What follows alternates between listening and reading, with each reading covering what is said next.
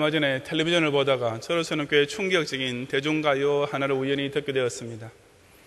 그것은 나 오늘 집에 안 갈래, 오늘 밤은 같이 있고 싶어, 날 그냥 보내지 마 라는 식으로 시작되는데, 나중에 가서는 우물쭈물하지 좀 말어, 남자가 그렇게도 줏대가 없어, 네가 뭘 지켜, 너나 잘 지켜, 오늘은 날 좀 안 지켜줘도 돼 라고 아주 노골적인 유혹으로 이어지는 가사의 노래였습니다. 영상물들은 19금 등의 시청자 연령 제한이라도 있지만, 그처럼 음란한 대중가요는 아무 제재도 없이 방송을 타게 되는 것을 보면서 저는 우리나라 청소년들의 의식이 혼전관계에 대해서 어떻게 물들어가고 있을지 새삼 심히 걱정스럽지 않을 수가 없었습니다. 8년 전에 있었던 어떤 통계 자료에 보면 우리나라 남자 대학생의 55%, 여자 대학생의 18%가 혼전관계의 경험이 있는 것으로 나타났었는데, 물론 지금은 그보다 더 높아졌을 것입니다. 그리고 혼전 순결을 꼭 지켜야 하는가 하는 문제에 대해서도 미혼 남녀 가운데 그럴 필요가 없다고 생각하는 사람들이 꼭 지켜야 한다는 사람보다 점점 더 많아지고 있을 것이 틀림없습니다. 그럴 수밖에 없는 것이 지금 우리나라 사회 곳곳에서 음란한 성인 문화가 청소년들의 눈앞에 고스란히 노출되어 있기 때문입니다. 대부분의 상업 광고들이 시청자들의 성적 욕구를 자극하는 내용으로 제작되고, 영화나 드라마에서는 남녀가 서로 좋아하기만 하면 혼전관계를 가지는 것이 오히려 지극히 당연한 것처럼 묘사되고 있으며, 소위 원나잇 스탠드, 하룻밤의 즉석 만남이란 것을 중학생들까지도 인터넷을 통해 아주 간단하게 할 수 있는 현실인 것입니다. 그리스의 대표적인 대도시였던 고린도 역시 성 문제에 대해 걷잡을 수 없는 타락일로에 빠져 있었습니다. 고린도시에는 제우스나 아폴로 같은 고대 그리스 신들을 위한 신전들이 많이 세워져 있었는데, 그 중에 가장 유명한 것이 바로 사랑의 여신 아프로디테, 라틴어로는 비너스의 신전이었습니다. 그런데 그 비너스 신전에게 드리는 제사 방식 중에 하나가 종교적 매춘이었습니다. 그 신전에는 소위 신성한 창녀라 불리는 수백 명의 여사제들이 있었는데, 그곳에 찾아오는 참배자들은 사랑의 여신에게 예배드린다는 미명 아래 그들과 동침을 했던 것입니다. 그래서 사도 바울은 이 고린도 교회에 보내는 편지를 통하여서 기독 신자들이 그런 타락한 주변 사회의 음행에 결코 물들지 말고 경건한 생활과 순결한 육신을 지켜야 한다고 엄히 경고한 것이 바로 본문의 내용입니다. 물론 저는 우리 경양의 청소년들이 자신의 마음과 마찬가지로 몸 역시 깨끗이 지키며 자라고 있으리라 믿습니다. 하지만 당시의 고린도시보다 훨씬 더 악화되어 있는 오늘날 우리 주변 사회의 이 엄란한 현실은 여러분의 성도적 관념과 생활에 대해서 다시 한번 걱정하지 않을 수 없게 만들고 있는 것입니다. 그래서 저는 오늘 SFC 주일을 맞이하면서 우리 경양교회 청소년들이 절대로 속아 넘어가서는 안 될 세 가지 잘못된 사고방식, 여러분들을 타락시키려 하는 사단이 유혹하는 소리들이 무엇인지를 함께 상고함으로써 어떻게 해야 우리가 자신의 몸으로 하나님께 영광을 돌릴 수 있는지를 바로 깨닫고 결단하는 시간으로 삼고자 합니다. 첫째로 우리는 나는 성생활에 대한 자유가 있다 라고 하는 유혹에 말려들지 말아야 합니다. 우리나라는 자유민주주의 국가이고 나는 자유로운 국민으로 태어났으니까 당연히 내가 원하는 것은 내 마음대로 할 수 있다는 말을 2000년 전에 고린도 시민들도 했었습니다. 우리 다 같이 12절 말씀을 함께 봉독하겠습니다. 모든 것이 내게 가하나 다 유익한 것이 아니요 모든 것이 내게 가하나 내가 아무에게든지 제재를 받지 아니하리라. 여기서 모든 것이 내게 가하나 라는 말은 사도 바울 자신이 하는 말이 아니라 당시 고린도 사람들이 흔히 하고 있던 말을 바울이 인용한 것입니다.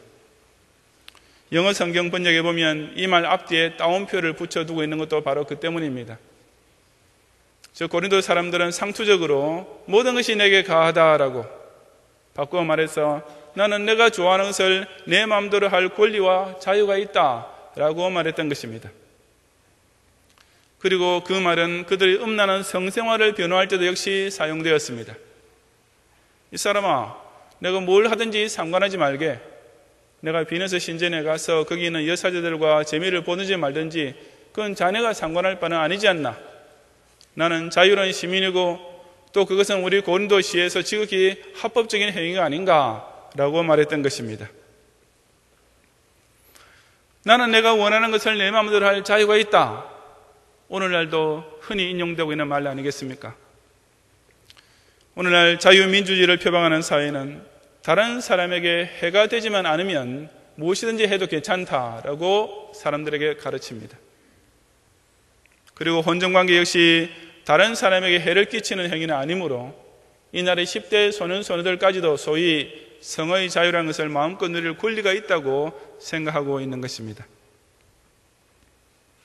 하지만 그것이 과연 옳은 말이겠습니까? 다른 사람에게 해가 되지 않는 한 나는 내가 하고 싶은 일 무엇이든지 다 할 수 있다는 이 지극히 당연해 보이는 주장에 사실은 아주 심각한 오류가 포함되어 있다고 성령께서 정확하게 지적해 주십니다. 12절을 다시 보시면 모든 것이 내게 가하다라고 고린도 사람들이 말할 때 그러나 다 유익한 것이 아니다라고 사도 바울이 곧바로 이어서 반박했습니다. 그래도 모든 것이 내게 가하다라고 그 고린도의 불신자들이 다시 말할 때 그러나 내가 아무에게든지 제재를 받지 않겠다라고 사도 바울이 또 이어서 반론을 제기한 것입니다. 이 말은 사람이 무엇인가를 행하고자 할 때 내게 그 행위에 대한 자유가 있는가 없는가만 가지고 결정하는 것이 아니라 그 행위가 과연 내게 유익한가 아닌가라는 문제까지 반드시 고려해야 한다는 뜻입니다.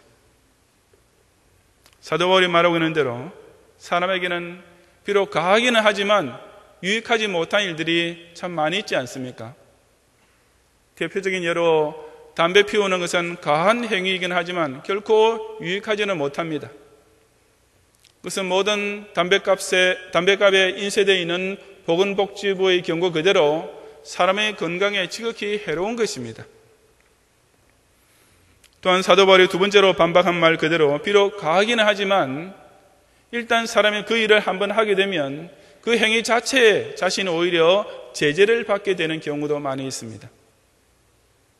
술 마시는 것도 가한 행위이긴 하지만 일단 취하게 되면 이제 그 사람의 마음과 몸은 바로 알코올에 의하여 제재를 받게 됩니다.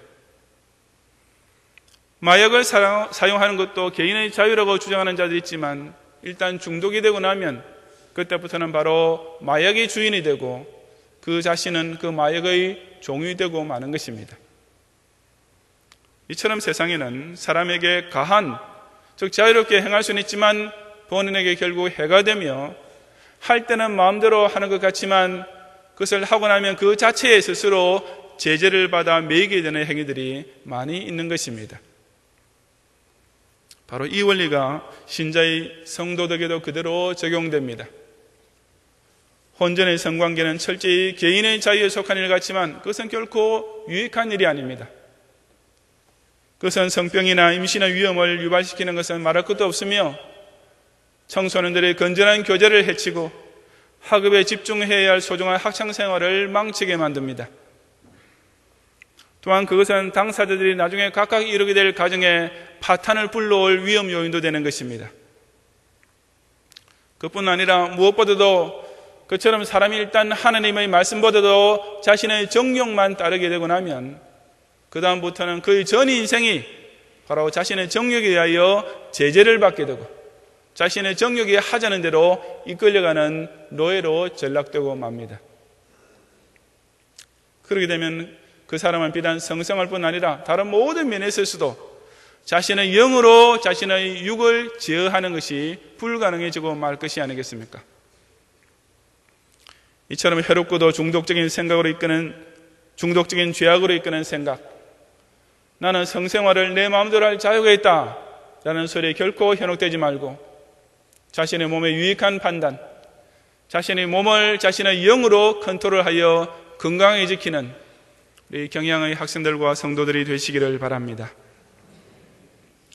둘째로 성관계는 다 자연스럽고 좋은 것이다 라는 음행자들의 말에 넘어가지 말아야 합니다. 사람의 몸은 성욕을 가지고 태어났고 섹스를 즐기도록 만들어져 있다. 그러므로 그것은 결코 잘못된 것이 아니라 오히려 몸에 좋은 것이다. 그런데 도대체 왜 그런 자연스러운 욕망을 억지로 막을 필요가 있나? 라는 논리입니다. 13절에서 사도 바울이 역시 그런 고린도 교회 교인들의 논리에 반론하는 말씀을 함께 봉독하겠습니다.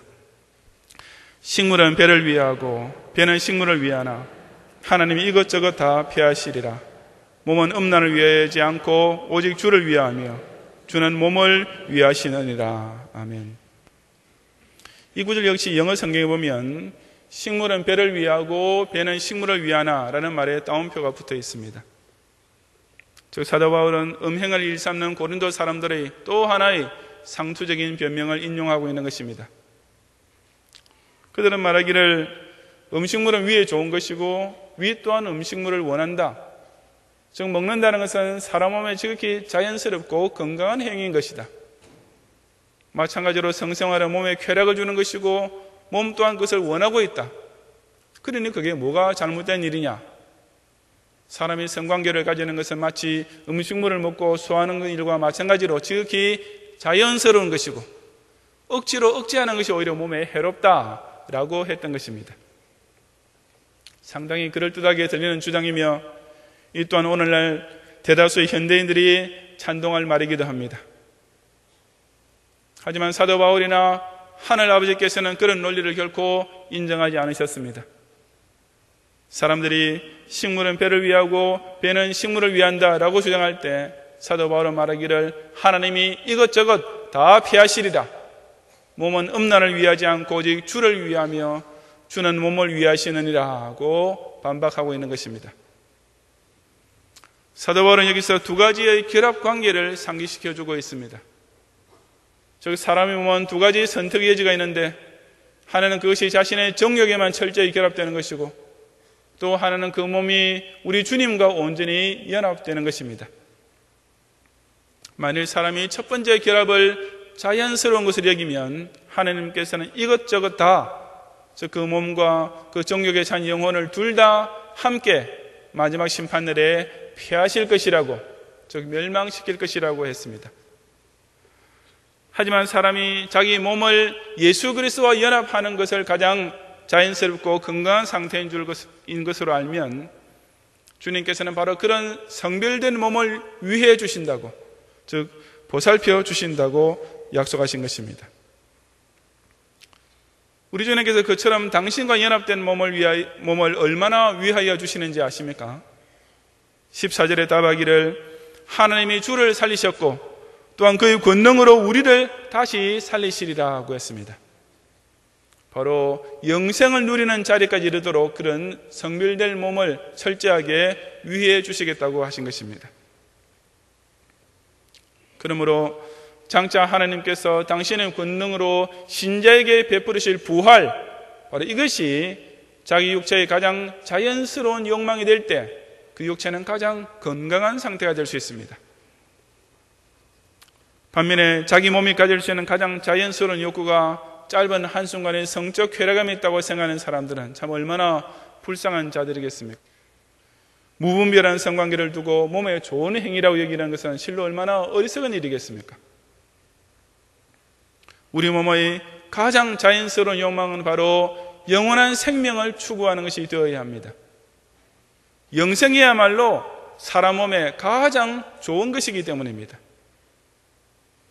우리 몸이 예수님 쪽으로 달라붙으면 주님께서는 바로 그런 몸을 위하여 최고로 좋은 것을 베풀어 주시는 것입니다.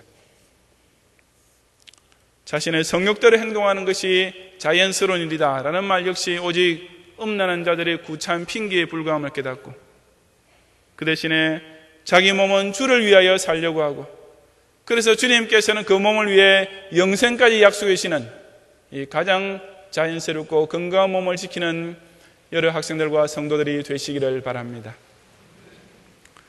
셋째로 내 몸은 내 것이다 라고 사단이 꾀는 소리에 속지 말아야 합니다. 이것은 내 몸이다. 내 몸은 순전히 나 자신의 소유물이다.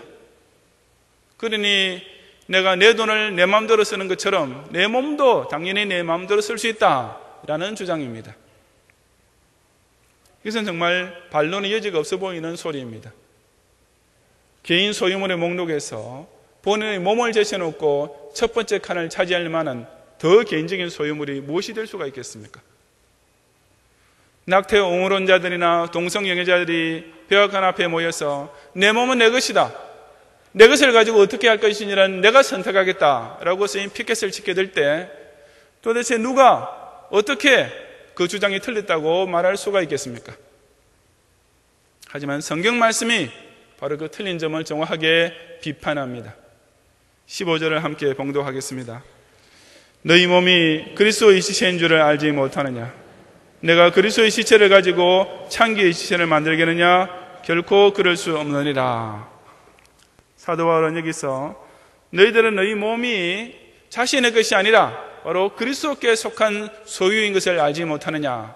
만약 그것을 모른다면 이것부터 제대로 똑바로 알아야 한다라고 말하는 것입니다. 그 다음 이어지는 19절과 20절을 함께 봉독하겠습니다. 너희 몸은 너희가 하나님께로부터 받은 바 너희 가운데 계신 성령의 전인 줄을 알지 못하느냐? 너희는 너희의 것이 아니라 값으로 산 것이 되었으니 그런즉 너희 몸으로 하나님께 영광을 돌리라고 했습니다. 내 몸은 내 것이니까 내 마음대로 한다라는 음행자들의 주장에 대하여 성경 말씀은 너희 몸은 너희 것이 아니고 값으로 산 것이 되었으니까 그런즉 그 너희의 몸으로 오직 하나님께 영광을 돌리는 데만 사용해야 마땅하다라고 선포하고 있는 것입니다. 즉 우리 몸은 어떤 대가를 지불하고 팔린 것이 되었기 때문에 더 이상 우리 자신의 소유가 아니라는 말씀입니다. 도대체 무슨 대가가 치러졌습니까? 원래 죄악으로 더럽혀졌던 여러분의 몸을 그처럼 깨끗하고 거룩한 몸으로 바꾸기 위하여 지불된 대가란 것이 과연 얼마나 비싼 것인지 아십니까? 그 대가는 바로 우리 예수님 자신의 몸, 하나님 독생자의 생명 그 자체였습니다. 그것은 실로 사람이 상상조차 할 수 없는 최고의 비싼 값이 아니겠습니까? 그렇다면 주님께서는 왜 그처럼 값비싼 대속을 하셨겠습니까? 왜 예수님께서는 저와 여러분 한 사람 한 사람의 몸을 당신의 십자가 고통과 죽으심이라는 계산도 할 수 없는 엄청난 속전을 지불하고 사셨습니까? 그것은 우리의 몸을 바로 주님 당신의 몸의 지체로, 즉 주님과 연결되어 있는 몸으로 곧 성령의 전으로 개조하시기 위함이었습니다. 예수님께서는 우리의 몸이 악한 일을 저지르는 도구가 되어 영원한 멸망에 빠지게 되기를 결코 원치 않으셨습니다. 그래서 주님께서는 우리 몸을 아예 당신의 지체로 바꾸어 버리신 것입니다. 예수님 몸의 한 일부가 음행을 저지른다는 것은 상상이나 할 수 있겠습니까? 말도 안 될 소리며 결코 그럴 수 없습니다. 15절 하반절에서 사도 바울이 말하는 바가 바로 그것입니다. 내가 그리스도의 지체를 가지고 창기의 지체를 만들겠느냐? 결코 그럴 수 없느니라. 정말 이제 사족이 필요 없는 지극히 지당한 말이 아니겠습니까? 우리 자신의 몸이 바로 주님 몸의 한 일부가 되었음을 인식하고 나면 결코 그 몸으로 음행을 범할 수가 없게 되는 것입니다. 예수님께서는 또한 우리 몸이 악한 일을 저지르는 가장 적당한 장소로 사용되도록 내버려 두지 않으셨습니다. 그래서 주님께서는 우리 몸을 성전으로 바꾸어버리신 것입니다. 아무리 청춘 남녀가 음행을 저질러도 설마 예배당에서 밤에 몰래 만나 그럴 수야 있겠습니까? 그 어느 누구도 그런 생각조차 차마 못할 것입니다. 바로 그것이 주님께서 우리 각자의 몸을 사서 아예 성전으로 완전히 바꾸어버리신 의도입니다. 우리 각자가 자기의 몸이 곧 성전, 즉 하나님께 예배를 드리고 그분을 섬기는 목적으로만 사용되어야 할 좌소임을 깨닫는다면 그 누구도 그처럼 신성한 곳에서 그런 악행을 저지를 꿈조차 꾸지 못하게 되는 것입니다. 그런 까닭에 청소년 여러분의 건강하고 아름답고 젊은 몸은 이제 더 이상 여러분 자신의 것이 아닌 것을 알아야 됩니다. 예수님께서 그 몸을 바로 당신의 생명이라는 아주 비싼 속전을 치르시고 완전히 사버리셨기 때문입니다. 주님께서는 여러분의 몸이 더 이상 악한 일에 쓰이지 않고 오직 당신의 몸된 교회와 성령과 연합되도록, 그래서 이제부터는 여러분의 몸도 점점 더 성화되어 결국에는 당신과 똑같은 몸으로 영화되도록 하기 위하여 여러분의 몸을 아예 사서 당신의 몸의 일부인 지체로 만들어버리신 것입니다. 내 몸은 내 것이니까 내 마음대로 음행을 할 수 있다 라는 일견, 그럴듯해 보이는 말 역시 오직 우리의 육신을 망치려는 사단의 꼬임인 줄을 간파하고 자신의 몸을 오직 그 몸의 새 주인이신 예수 그리스도께 속한 거룩한 지체로 가꾸어 가는 우리 모든 SFC 운동원들과 성도들이 되시기를 바랍니다. 사랑하는 SFC 친구 여러분, 그 옛날 고린도에서와 마찬가지로 현대사회에서도 성행위는 자유다, 성욕의 해소는 자연스럽고 건강에 좋다, 내 몸은 내 것이니까 내 마음대로 한다 라는 소리들이 날이 갈수록 더 높아만 가고 있습니다. 그 결과 오늘날의 많은 청소년들이 정신적인 것보다는 육체적인 것에 완전히 preoccupied, 빠져들어 있으며 인생과 사회의 다른 그 어떤 문제보다도 오로지 관능적 쾌락에 대하여 가장 빨리 그리고 너무나 일찍 비우며 자라나고 있는 실정입니다. 자연히 이들의 머릿속에는 virtue, 덕이라든지 morality, 도의라든지 godliness, 경건이라는 등의 개념이 점점 더 희미해질 수밖에 없으며 chastity, 순결이라는 단어는 마치 사전에서나 찾을 수 있는 고어가 될 지경에 이르고 있는 것입니다. 실로 이 나라 청소년 사회의 비극이요 심각한 재난이 아닐 수 없습니다. 과연 우리 청소년 여러분이 이런 무서운 유혹에 어떻게 빠지지 않을 수 있겠습니까? 본문은 우리에게 두 가지 권면을 주는데 우선 18절 상반절에 음행을 피하라고 했습니다. 요셉이 보디발의 아내가 노골적으로 대시하면서 유혹해왔을 때 그녀의 손에 잡힌 자기 겉옷까지 그냥 남겨놓고 재빨리 도망쳐 나왔던 것처럼 음행의 유혹이 어떤 식으로 닥쳐오든지 간에 바로 그 순간 즉시 그 자리를 피하는 것이 가장 간단하면서도 최상의 대응책인 것입니다. 두 번째 권면은 바로 20절 하반절, 그런즉 너희 몸으로 하나님께 영광을 돌리라 하는 말씀입니다. 이 구절은 흔히 몸으로 열심히 일을 해서 몸으로 교회 봉사를 많이 해서 하나님께 영광을 돌리라는 의미로 자주 인용되고 있기는 하지만은 적어도 본문의 문맥에서는 원래 그런 뜻이 아닙니다. 이 말씀은 바로 신자가 지켜야 할 성도덕에 대한 교훈의 결론으로서 음행을 피하고 자신의 몸을 순결하게 지킴으로써 하나님께 영광이 돌아가게 하라는 명령입니다. 다시 말해서 우리 경양의 청소년 여러분이 이 악후가 엄나는 세대 유혹에 끌려가지 않고 자신의 육체의 순결을 깨끗하게 지켜내는 것 역시 몸으로 하나님께 영광을 돌리는 너무나 아름답고 멋진 자세가 되는 것입니다. 군대에 가면 선임들이 야, 너 정말 아직도 총각이야 하고 오히려 순결을 지키는 기독 청년들을 놀리지만 사실은 그네들이야말로 자신의 몸을 더러운 음욕의 놀이터로 전락시키고 있는 불쌍한 자들입니다.